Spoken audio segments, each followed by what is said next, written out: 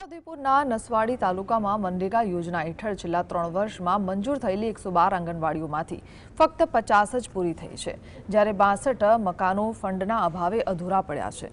બીજી તરફ ગોયાવાંટ અને આંગણવાડી નંબર 2 ભાડાના મકાનમાં ચાલે છે, જ્યાં બાળકોના જીવ જોખમમાં છે। જે રૂમમાં બાળકો બેસે છે ત્યાં જ ખેડૂતનો કપાસ અને ઘરવકરી રખાય છે। રસોઈ માટે ગેસનો ચૂલો પણ બાળકોની નજીક સળગાવવામાં આવે છે, જ્યાં ફાયર સેફટીના કોઈ સાધનો નથી। બાળકોના ભવિષ્ય સાથે ચેડા થતા હોવાના કારણે વહીવટીતંત્ર સામે આદિવાસી સમાજમાં ભારે રોષ ભભૂકી ઉઠ્યો છે।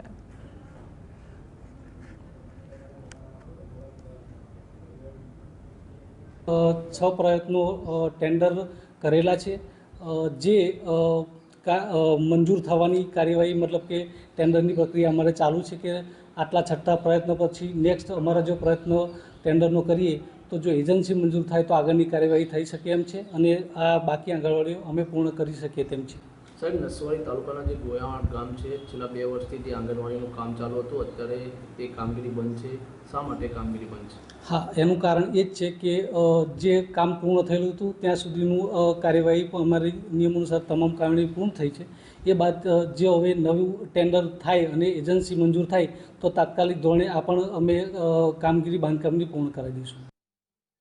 અને અહીંયા શુક્રવારે, રવિવારે, શનિવારે ગમે બનાવવાનું આવે કે રોટલી કે શાક કે ગમે તે અલગ એ બનાવીને આપવા જોઈએ અને ટાઈમે ખોલવા જોઈએ।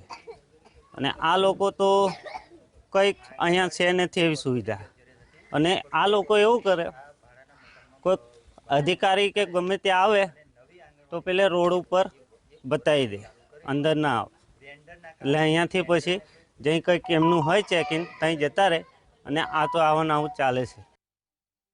છોટાઉદેપુર જિલ્લાના નસવાડી તાલુકાના ગોયાવાંટ ગામે ચાલતી આંગણવાડી 2 નંબર એક ઝૂંપડાની અંદર ચાલી રહી છે, જે ભાડાનું મકાન કહેવામાં આવી રહ્યું છે। આ ભાડાના મકાનની અંદર કપાસ પણ છે, રસોડું પણ ચાલે છે અને બાળકો પણ બેસે છે। ત્યારે આ બે વર્ષથી આંગણવાડી વિકાસની ગુલબાંગો વચ્ચે બનાવવામાં આવતી નથી। મનરેગા યોજનામાં આંગણવાડી મંજૂર કરવામાં આવી, પરંતુ હજુ સુધી તે બની નથી।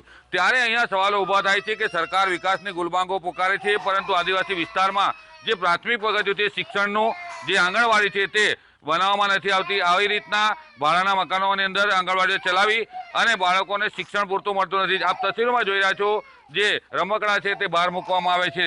આવી રીતના બાળકોને શિક્ષણ આપવામાં આવી રહ્યું છે। આદિવાસી વિસ્તારની અંદર વિકાસની વાતો કરવામાં આવે છે, પરંતુ વિકાસની વાતો ખાલી ફક્ત કાગળ ઉપર લાગી રહી છે, કારણ કે આંગણવાડીના જે મકાન છે તે મકાન પૂરતા બનાવવામાં નથી આવતા। અધિકારીઓ ગામડાઓની વિઝિટ નથી કરતા।